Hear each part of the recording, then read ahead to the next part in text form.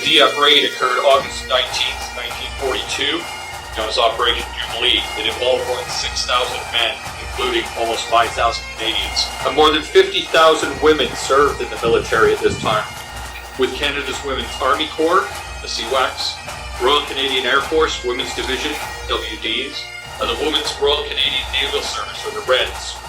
The number of deaths totaled 44,090, with 24,525 in the Canadian Army, 17,397 in the Royal Air Force.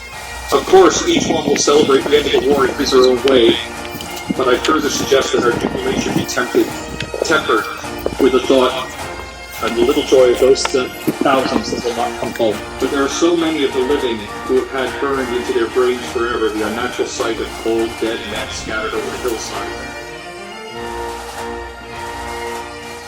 For some of us, we are not simply standing here remembering the names on the cenotaph.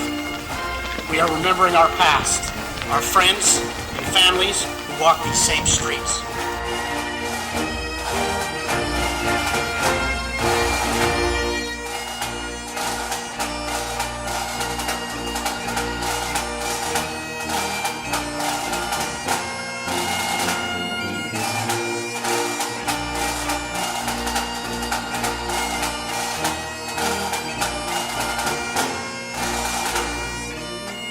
They did the ones that didn't come home. That's why we're here. It's not just another day.